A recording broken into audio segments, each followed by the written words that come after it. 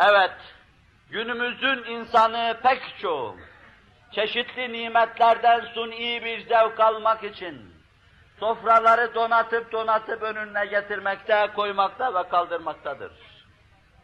Tıpkı bir devirlerde, bir zamanlarda Roma'da yeniden yemek yiyebilmek için, istifrak ettirici ilaçlar alıp da yeniden yemek yedikleri gibi, bir çeşit mantıkın iflası ve ruhun sefaletinin ifadesiydi bu. Ve bu milletleri yutup batırıyordu. Mide öyle korkunç bir şeydir ki dikkatinizi rica ediyorum. O ferdi yutar, ferdin sıhhatini yutar ve sonra da milletleri yutar. Haysiyeti de yutar, izzeti de yutar, onuru da yutar. Aziz bildiğimiz nice kimseler vardır ki maaşlarından ötürü elbise değiştiriyor gibi kanaat değiştirmişlerdir. Göğüslerindeki rozetlerden daha rahat kalplerindeki iman, izan ve kanaati değiştirmişlerdir. Dünün kefere ve feceresine yaranmak için hemen yer değiştirip saflarına iltihak etmişlerdir. Ve arkadan mutavassıt Müslümana tebessüm eden bir grubu görünce bu defa onların safına geçmişlerdir.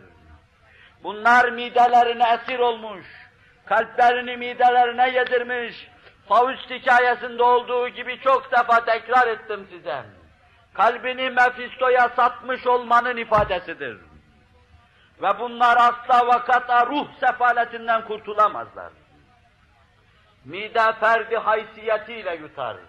Mide ferdi izzetiyle yutar. Ve sonra midesini evveliyetle ele alan, günümüzün iktisadi meselelerinde en birinci ve en ön meseledir. Bu Marksist bir düşüncenin, bu aynı zamanda Makyavelist bir düşüncenin, bu aynı zamanda Bramatist bir düşüncenin ifadesidir.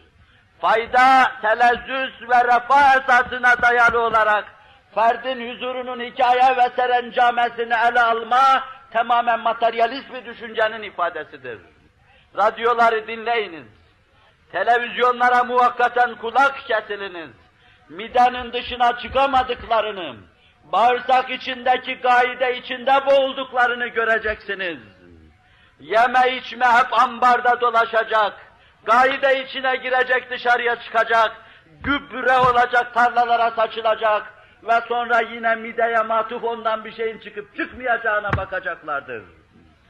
İnsanlık yaratıldığı günden bugüne, 19. asrın sonlarından başlayarak şu 20. asrın bitimine kadar insanlığın maruz kaldığı böylesine fikir iflası görülmemiştir.